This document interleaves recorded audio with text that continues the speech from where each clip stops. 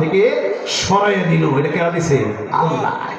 আল্লাহ বলেন যাকে ইচ্ছা আমি তাকে ইজ্জত দান করি, যাকে ইচ্ছা তাকে আমি বেইজ্জতি করি। সমস্ত কল্যাণী কার হাতে? আল্লাহর হাতে। সুবহানাল্লাহি ওয়া বিহামদি। কত শক্তিধর ক্ষমতাধর আল্লাহ পাক দৃষ্টান্ত দিয়েছেন যে সম্পদকে কেমনে করে নেয়। হযরত সুলাইমান আলাইহিস সালামের কাহিনী আপনারা জানেন না? পবিত্র কোরআনের মধ্যে কত চমৎকার আল্লাহ রাব্বুল আলামিন কাহিনী বর্ণনা করেছেন।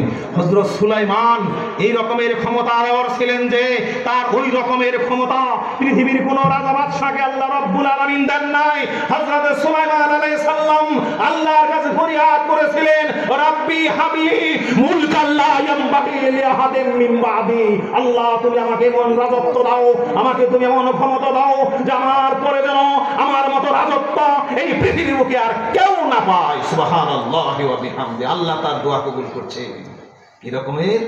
আল্লাহ রাব্বুল আলামিন বলেন ওয়ালি সুলাইমানার রিহা গুদুহা শাহরু ওয়া রাওয়াহুহা শাহরুন। আল্লাহ রাব্বুল আলামিন বলেন ও দুনিয়ার মানুষেরা তোমরা জেনে রেখো আমি সুলাইমানকে এমন ক্ষমতা প্রদান করেছিলাম। তার যে সিংহাসন ছিল, কত বড় সিংহাসন ছিল, এই যে আমরা বসছি এরকম কি ছিল না। তার সিংহাসনের মধ্যে 6 লক্ষ চেয়ার থাকতো। কয় লক্ষ? 6 লক্ষ চেয়ার। না এটা ভালোই হবে? দুবাই ইউনিয়নের মধ্যে আছে কিনা 6 লক্ষ চেয়ার আল্লাহ জানে। তার সিংহাসনের মধ্যে 6 লক্ষ চেয়ার থাকতো। দেবদানব ভূত প্রেত যা আছে সব তার আজ্ঞাবহ ছিল। পাখিরা বিহঙ্গপুল তাকে পাখা মেলিয়ে দিয়ে ছায়া প্রদান করত। হুদহুদ পাখি সে কি করত? দূতের কাজ করত।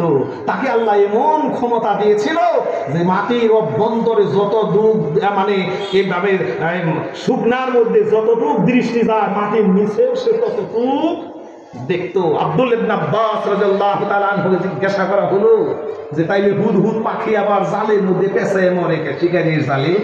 যার মরণ যখন, মরণ থেকে তো কেউ রেহাই